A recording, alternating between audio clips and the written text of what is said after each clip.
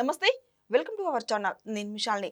గత 10 సంవత్సరాల్లో వైసీపీ హయాంలో మిథున్ రెడ్డి కావచ్చు, అవినాష్ రెడ్డి కావచ్చు, విపరీతంగా ఆస్తులైతే పెంచుకొనైతే ఉన్నారు వాళ్ళు. వాళ్ళ ఆస్తులు ఎంతెంత ఉన్నాయో తెలుసుకోబోయే ముందు స్టూడియోలో ఉన్నారు పొలిటికల్ అనలిస్ట్ శ్రీలీల గారు ఉన్నారు. వారిని అడిగి విషయాలను తెలుసుకునే ప్రయత్నం చేద్దాం. నమస్కారం మేడం. నమస్తే అమ్మా. మేడం, గత 10 సంవత్సరాల్లో ఇప్పుడు వైసీపీ ఎంపీ మిథున్ రెడ్డి కావచ్చు, అవినాష్ రెడ్డి కావచ్చు, వాళ్ళ ఆస్తులు విపరీతంగా పెంచుకున్నారని వార్త అయితే బాగా హైలైట్ అవుతుంది. సోషల్ మీడియా మొత్తం చక్కర్లు కొడుతుంది.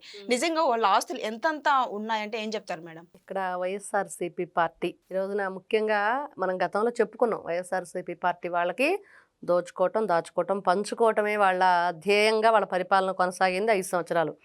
కానీ 2014 నుంచి 2024 వరకు కూడా మరి ఎంపీలుగా గెలిచిన మిథున్ రెడ్డి, అవినాష్ రెడ్డి, మరి వీళ్ళు అసలు ఫస్ట్ టైం ఎంపీకి నామినేషన్ వేసినప్పుడు వీళ్ళ ఆస్తి ఎంత చూపించారు, ఈ రోజున ఎంత చూపించారు, మరి వీళ్ళతో పాటుగా రామ్మోహన్ నాయుడు గారు కూడా ఉన్నారు. మరి ఆయన ఆస్తులు ఎంత ఉన్నాయి, మరి ఎవరి ఆస్తులు ఎంత అనేది ఈ రోజున లెక్క చూస్తే మరి దాదాపుగా 550% మిథున్ రెడ్డి పెరిగినాయి. మరి అవినాష్ రెడ్డి వచ్చేసి 474%.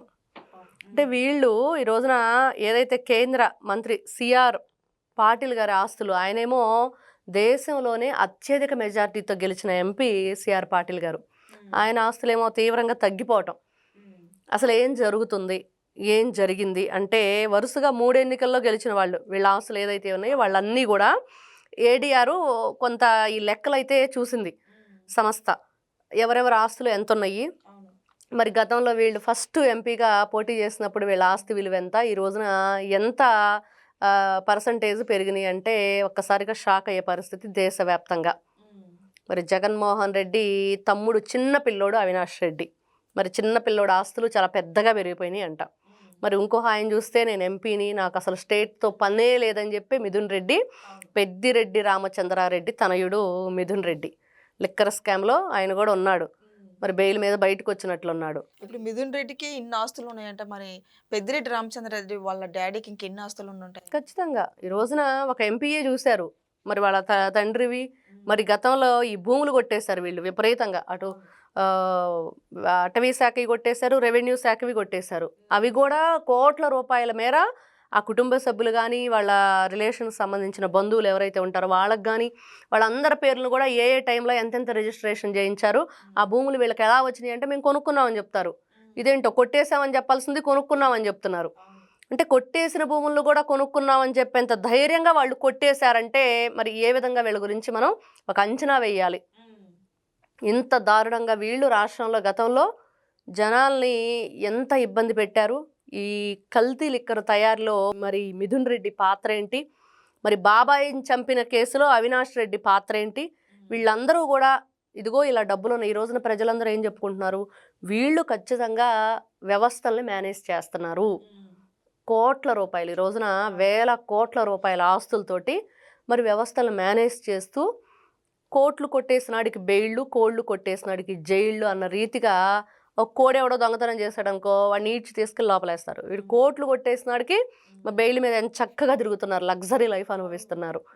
మరి ఎంత దారుణమా, ఎంత ఇదిగా వీళ్ళు మరి ఈ రోజున వ్యవస్థలను మేనేజ్ చేస్తున్నారంటే దాని వెనక డబ్బే ప్రధాన కారణమా. సొంత బాబాయిని ఎలా చంపేశారో మనం విన్నాం.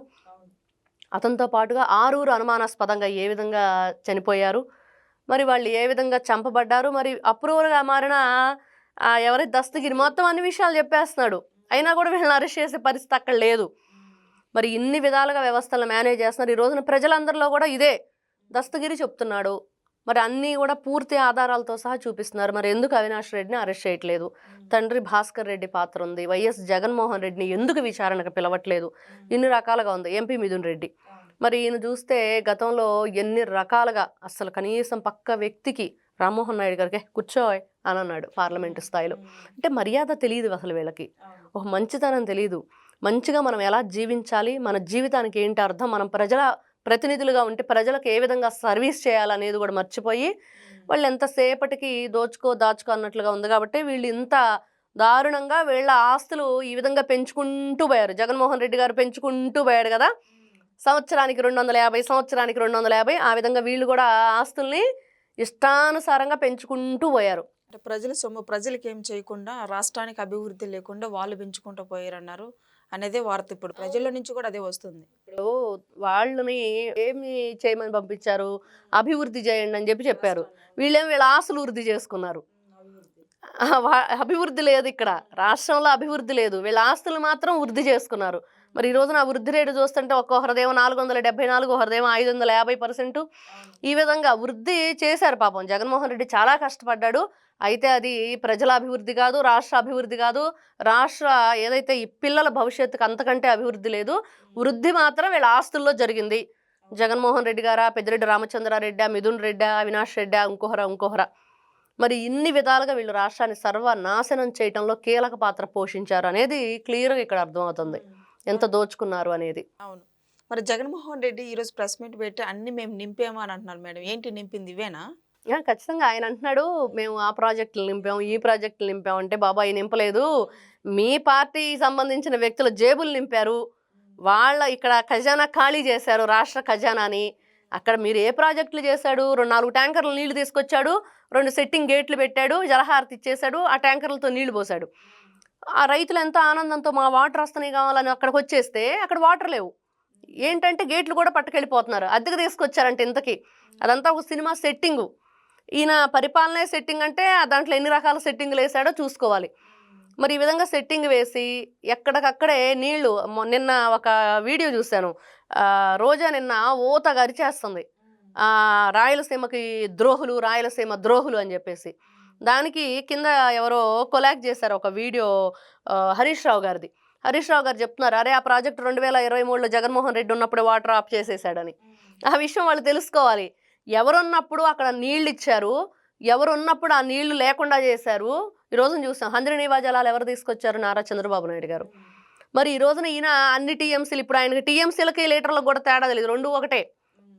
కేంద్ర ప్రభుత్వం సెంట్రల్ గవర్నమెంట్ అంటాడు, అట్లనే టీఎంసీలు, లీటర్లు, డయాఫ్రమ్ వాలు, ఇంకా రకరకాలు చాలా ఉన్నాయి ఇవన్నీ. మరి దేనికి ఎంత ఆ క్యూసెక్ల వాటర్ అని కానీ, టీఎంసీలు కానీ, లీటర్లు కానీ, ఇవన్నీ ఏ విధంగా కొలుస్తారు ఏంటి అనేది మనం చెప్పాడు కదా, అరటిపళ్ళు కేజీ ఎంత అని చెప్పేసి. మరి అలా ఉండిద్ది జగన్మోహన్ రెడ్డి గారి లెక్కలు.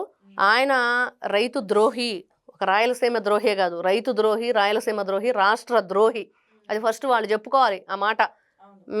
నారా చంద్రబాబు నాయుడు గారిని, పవన్ కళ్యాణ్ గారిని, లోకేష్ గారిని అనేటప్పుడు మీరేం చేశారో ఈ రోజున ప్రెస్ మీట్ పెట్టి, ఈ రోజున విషయం ఏంటంటే తిరుమల తిరుపతిలో జరిగిన కొన్ని కార్యక్రమాలు, ఇక్కడ అవినాష్ రెడ్డి, ఈ మిథున్ రెడ్డికి సంబంధించిన ఆస్తుల విషయాలు, ఇవి బయటకు రాకుండా ఉండాలంటే జగన్మోహన్ రెడ్డి గారు మాట్లాడాలి. తెలివితేటలు బాగా ఉన్నాయి, ఇట్లాంటి చావు తెలివితేటలు. కాబట్టి ఈ అతి తెలివితేటలు హనుమంతుని ముందు కుప్పిగంతులు అన్నట్లుగా వీళ్ళు ప్రజల ముందు ఎన్ని రకాల కుప్పిగంతులు వేసినా ప్రజలు చేస్తానే ఉంటారు. నిన్నటి నుంచి మరి విపరీతంగా సోషల్ మీడియాలో వైరల్ అవుతుంది, భూమన కరుణాకర్ రెడ్డి అనుచరుడు ఆ మందు బాటిల్ తీసుకొచ్చి తిరుమల తిరుపతి దేవస్థానంలో ఏ విధంగా వేశారు. ఎంత నీచానికి దిగజారుతారు. ఇంత అంటే ఇంత బ్రతుకు ఇంటేనక చచ్చినట్టు మీరు ఇంత బ్రతుకు మేము అది చేస్తాం, ఇది చేస్తాము, మేము అబ్బో రాష్ట్రం కోసం పనిచేస్తున్నామని చెప్పుకొని ఇట్లాంటి చీప్ ట్రిక్స్ ప్లే చేస్తారా? ఎంత చీప్గా ఉంది. దొరికిపోయారు దొంగలు. వారు చూస్తే సాక్షి ఛానల్ ఎడిటర్ అంట, ఆయన దొరికిపోయాడు. ఇంకో అతను చూస్తేనేమో ఈ భూమన కరుణాకర్ రెడ్డి అనుచరుడు అంట. మరి వీళ్ళు చేసే ఈ చావు తెలివితేటలు, వీళ్ళ వ్యవహారం మళ్ళీ గతంలో కూడా చూసాం. అక్కడ ఏదో విగ్రహం ఉంది, ఆ విగ్రహాన్ని వెంకటేశ్వర స్వామి విగ్రహం అని చెప్పేసి ఒక ప్రాపకాండ. ఇట్లా ఏదో ఒకటి చేసుకుంటూనే ఉంటున్నారు, దొరికిపోతున్నారు. ఇట్లాంటి వ్యక్తులు ఏదైతే వీళ్ళందరూ కూడా ఈ కొట్టేసే దాంట్లో, ఆ కొట్టేసింది వేరే వాళ్ళ మీదకి నెట్టేసే దాంట్లో వీళ్ళు మాత్రం నెంబర్ 1గా షో చేయటంలో ముందుంటారు. ఈ రోజున జగన్మోహన్ రెడ్డి గారు ఇంకాసేపట్లో ప్రెస్ మీట్ అయిపోతే ఖచ్చితంగా దాంట్లో మంచి ఆణిముత్యాలు వస్తాయి. దాని గురించి కూడా మాట్లాడుకోవచ్చు.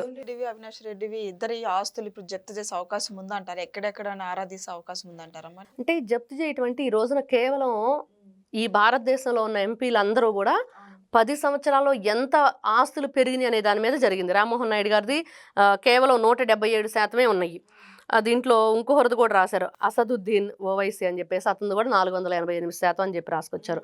కాకపోతే ఇప్పుడు ఏంటంటే విషయం, వీళ్ళ ఆస్తులు కేవలం ఎంత పెంచుకున్నారు అనేది ఇక్కడ ఉంది. కాకపోతే వీళ్ళు చేసిన అవినీతులు ఏమున్నాయి గతంలో, వీళ్ళ వల్ల ప్రజలకు ఎలాంటి ఇబ్బందులు ఎదుర్కొన్నారు, మరి అలాంటి విషయాలు ఖచ్చితంగా జప్తు చేస్తారు. ఆస్తులు చేయాలి, ఆస్తులు అటాచ్ చేస్తేనే కొంచెం కాకపోతే కొంచెం అన్నా చేసింది తప్పు, శిక్ష అనుభవించారు అనేది వాళ్ళకి తెలియాలి. డబ్బు ఉందని చెప్పేసి, లేకపోతే పదవి ఉందని చెప్పేసి ఇష్టానుసారంగా ప్రజల సొమ్మును దోచుకోవటం, ప్రజలకి ఇబ్బంది కలిగే విధంగా వీళ్ళు ఆ పరిపాలన కొనసాగించడం అనేది మాత్రం వాళ్ళకి పనిష్మెంట్ ఉండాలి. ప్రజాప్రతినిధులు ఎవరైనా సరే ఇలాంటి పనులు చేయటానికి, ఇదిగో రేపు మేము ఈ పని చేసామంటే ఖచ్చితంగా ఆస్తులు అయితే గల్లంతవుతాయి. కాబట్టి ఒళ్ళు దగ్గర పెట్టుకొని ప్రజాప్రతినిధులుగా మన కార్యక్రమాలని, మన కర్తవ్యాన్ని నిర్వహించాలి. Thank you. నమస్తే.